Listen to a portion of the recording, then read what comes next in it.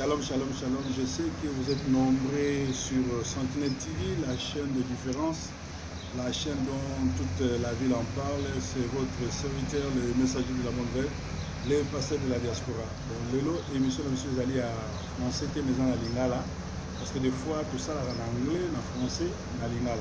Donc, Lelo est en Lingala. Alors, dimanche, à Lelo, nous allons nous parler sur Délige. Délige, Oyo, Ezali Bongo.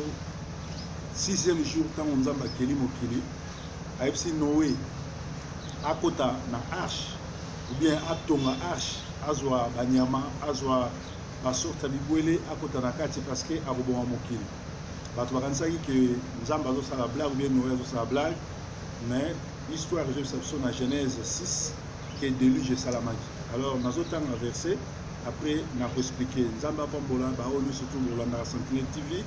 Oyo surtout bozalaka biso bobengaka bosutenaka biso nzambe amona bino nazotanga na Genèse 6 Genèse 8 plutôt premier verset ti na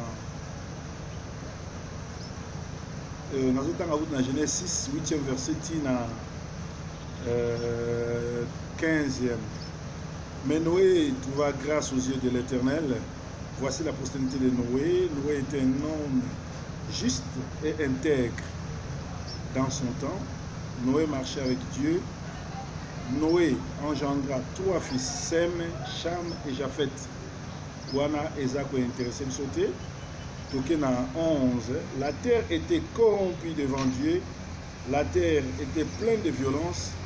Dieu regarda la terre et voici, elle fit que tout ne marchait pas bien. Et alors Dieu dit à Noé, la fin de toutes choses est proche, remplit la terre. La terre est remplie de violents, la terre est remplie de criminels. Voilà pourquoi j'ai décidé d'en finir avec eux. Dieu regarda la terre et voici, elle était corrompue. Et voilà, alors Dieu dit à Noé, la fin de toute chair est arrêtée par diverses de toutes choses, car ils ont rempli la terre de violence. Voici, je vais les détruire avec la terre. Fais-toi une arche de bois, de gopher, tu disposeras cette arche en cellules et tu enduiras de poids en dedans et en dehors. Voici comment tu le feras. L'arche aura 300 coudées de longueur, 50 coudées de largeur et 30 coudées de hauteur.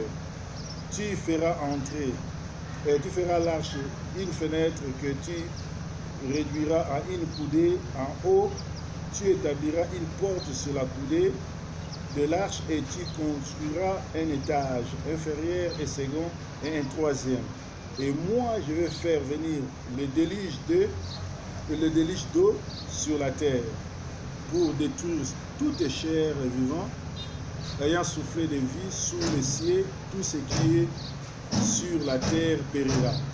Mais j'établirai mon alliance avec toi, tu entreras dans l'arche, toi et tes fils, et ta femme et les femmes de tes fils.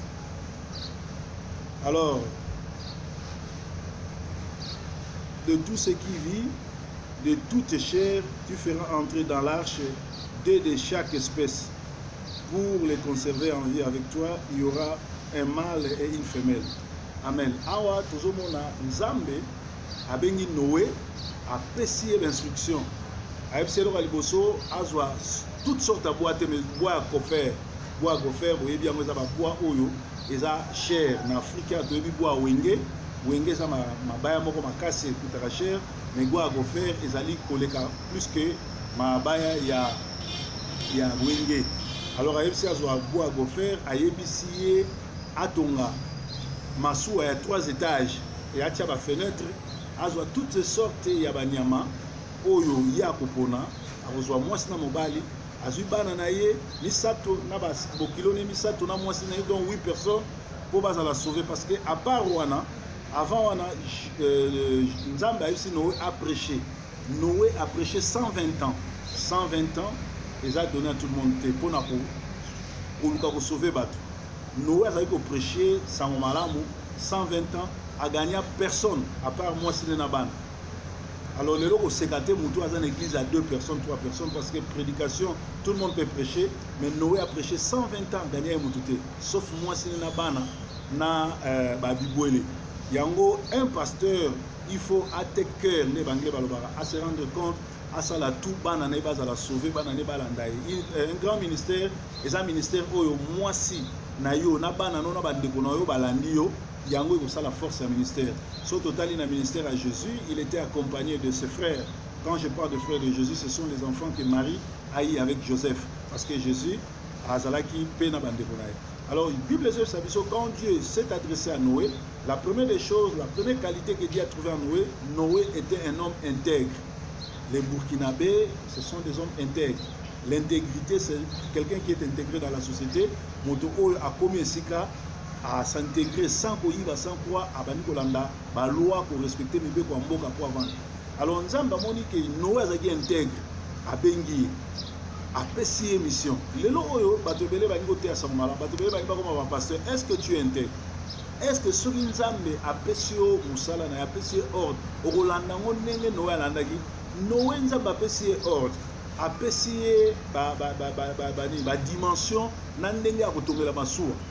Mais les gens comme Moutou, Azuka rappelle maman Nzamba Bengi, nan Nzamba pêche d'instruction te, yemo romolo balwa Nzamba Benginga, funa salabo. Il faut que là, quand Dieu t'appelle, la première des choses, Dieu t'appelle pour ton salut. Dieu ne t'appelle pas pour que tu deviennes une grande personne, pour que tu aies des voitures, que tu voyages, que tu amasses tout l'argent, l'or. Non, non, Dieu t'appelle d'abord pour sauver ton âme. Donc Nzamba sera Bengi, la première des choses à l'Inina, ose à la sauver. Mais les lots et comment le contre son nous a stade, cinéma. Non, le problème ce n'est pas de traîner les foules. Le problème c'est que bateau yo